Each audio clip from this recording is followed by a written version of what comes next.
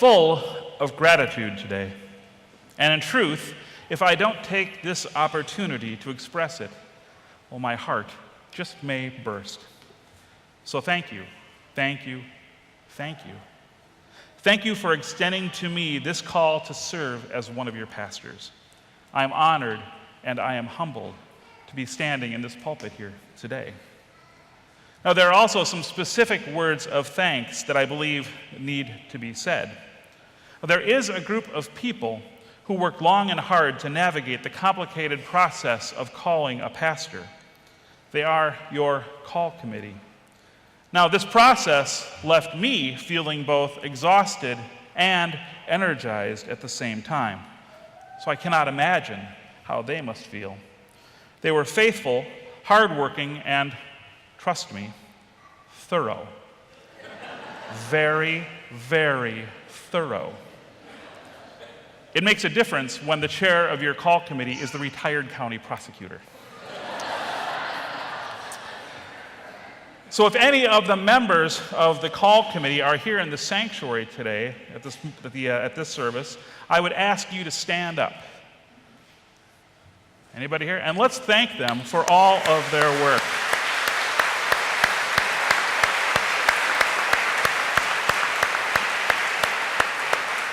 Thank you for all of your time and for the depth of your love for this congregation and for walking together through this process. Now, another group that needs to be recognized is your church staff. This past week, I've come to know them as fantastic leaders and committed followers of Jesus. Now, I've got to tell you, I have been through a congregational building project before, and I know how much work that is for the staff. And I've been through a pastoral transition before, and I'm very aware of the high level of additional stress that can cause for a congregational staff. But in my whole career, I've never had to do both of those things at the same time.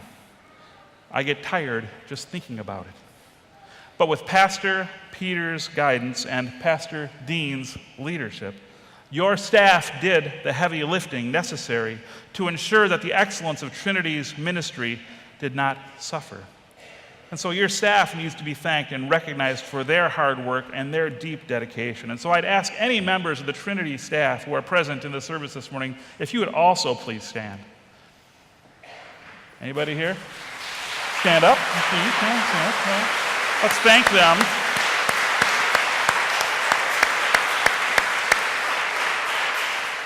Thank you, all of you. I am so looking forward to being on this team and to working alongside of you.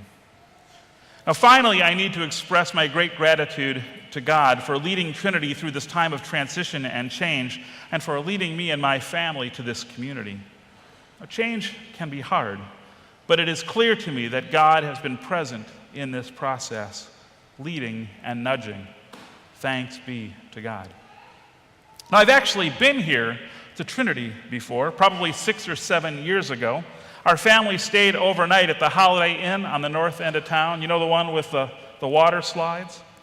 And on Sunday morning, we wanted to find a congregation to go to worship. So we found Trinity, and we worshiped here. I remember we sat about halfway back on the aisle, right in there. And I remember 3 things from our visit to Trinity back then. First, I remember thinking that the sanctuary is beautiful. It reminds me of the congregation in South Minneapolis where I grew up. It's very similar. Second, I remember thinking that the music was really, really good. And third, I remember wondering to myself, where in the heck did that pastor get those clergy shirts?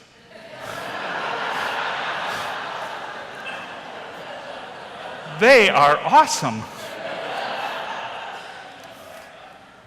But over the past 6 months, through that process, I've paid a lot more attention to Trinity as I've walked through this call. I've had the opportunity to become a bit of a student of Trinity. My wife called me kind of a church stalker, but not in a creepy way. As I continue deeper and deeper into the call process, I've had lots of time to think and reflect on what God is up to at Trinity and where God is leading us. And as someone who has been on the outside looking in, I have some observations that I can share with you. Because after today, I'll no longer have that unique perspective. So here is what I've noticed so far. First, the people of Trinity are bold. Trinity is clearly a place of mission.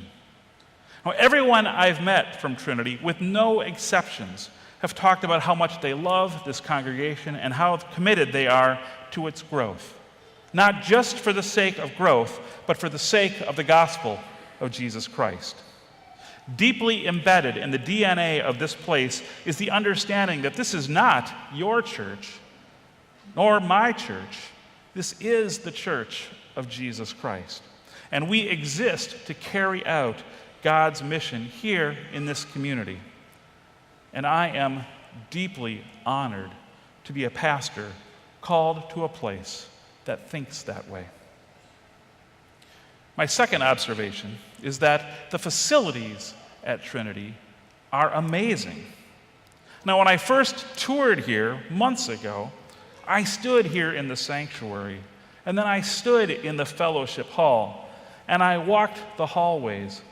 And while I tried to play it cool and just a little bit hard to get with the call committee, I was in awe.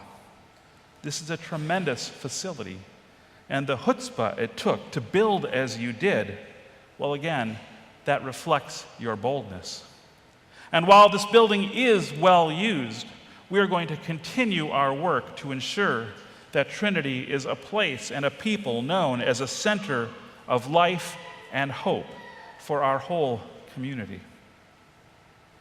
My third observation is that together we are ready to step into something new. The overwhelming sense that I've had since I entered the call process is that God has positioned Trinity for its next phase of growth. There is a particular mission that God is calling us to.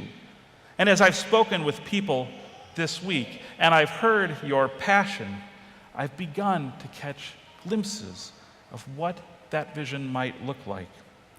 And in the next couple of months, much of our time together is going to go into fleshing this out. But I am confident of this. God has prepared Trinity for whatever God has in store. One of my favorite questions to ask when I'm with any group is, what is God up to here?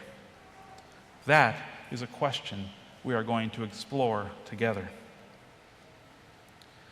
Today, I feel a bit like the disciple Peter on that boat from our gospel lesson, ready to take a step.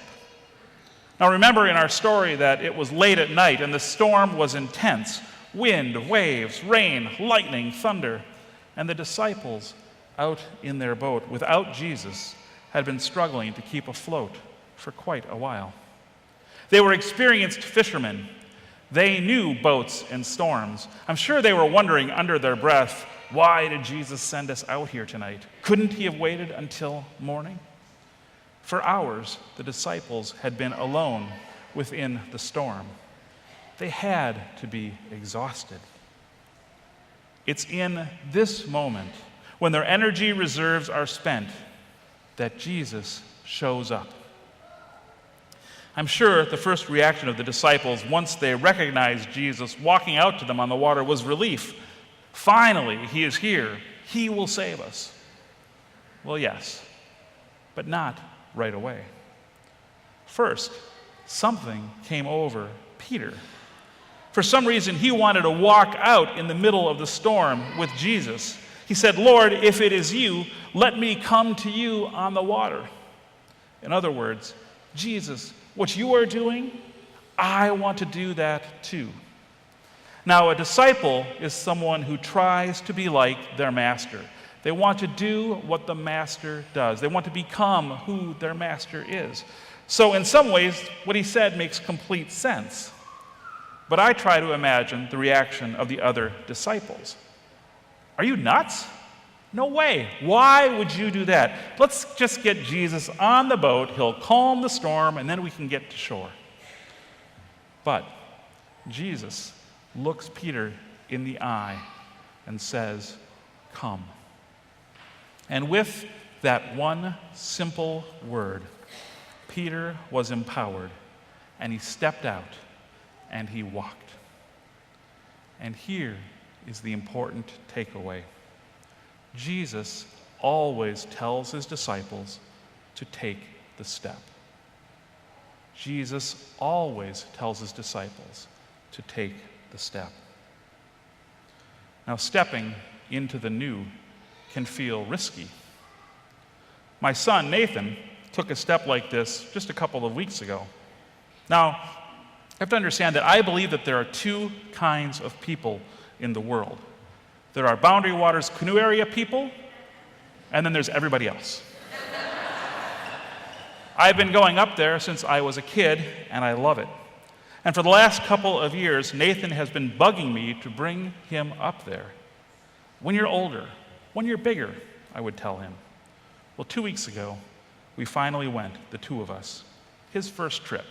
It was short, just a few days. And it was full of new experiences for him and for me. It was a challenge together. We had a great time. We only flipped our canoe over with all of our stuff 3 times. I blame him. He blames me. I'm right. But there is always risk whenever we step into something new. Do you remember the storms that blew through the Boundary Waters overnight a couple of weeks ago? The ones that made the news, the ones that rescue teams had to go in and pull some trapped canoers out that were underneath trees at their campsites?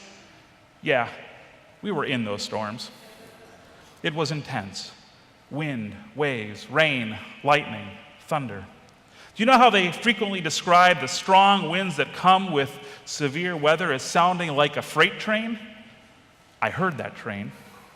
From 1 a.m. to 4 a.m., I laid in the tent, listening to the storm, listening for the sound of the big trees overhead cracking, and I prayed. Now, we came through it just fine, though I'll admit, it was pretty scary for me. Nathan? He slept through the whole thing. But that trip, that step that Nathan took into the new didn't have to happen. Nathan could have chosen the path of the summer couch potato, but I give him credit that he wanted to take that step, wanted to experience God's creation in a way that was totally new to him. He chose taking a step over standing still. Our God is neither stationary nor stagnant. Our God is a God of perpetual motion. Nothing stands still for God. God continues to create, continues to redeem, continues to work within the lives of God's people. And God asks God's people to move, to step, to reach out, to love, to serve, to care. So today's gospel story is also our story of being called out of the boat. We are all like Peter. Jesus calls all of us into motion. It would often be safest and easiest to remain in the boat, and there are times when being in the boat is exactly where we are called to be. But there are also times when God calls us out of the safe and into the challenging, out of the comfortable and into the new. It can be hard. Remember that Peter, when he took his eyes off of Jesus and turned his attention to the wind and the waves of the storm, he began to sink. Likewise, we will take our eyes off of what Jesus calls us to do. But just like he did with Peter, Jesus will reach out to us and will lift us up. This is the promise that God makes. Jesus' single word to Peter, "Come," it is also his word to each of us. Now, I don't know what this might look like for you. Jesus might be calling you out of an unhealthy relationship, or he might be calling you into a new way of serving, or perhaps like me, 6 or 7 months ago, God might be asking you to explore a vocational change. Whatever it may be, remember that God loves you too much to let you just stay the same. So my question for you this morning is, what is the new that God might be calling you to step into? And as a congregation, I firmly believe that Jesus is calling us into something new together. There is a new vision that God has for us. We are ready. We are open to that call. We have strong leadership and an outstanding staff. We are a bold community yearning to follow God. We have a facility that will serve our community well, and we are open to God's voice. Let us listen and look for Jesus. Listen for his voice asking us to come. And together, let's follow. Amen.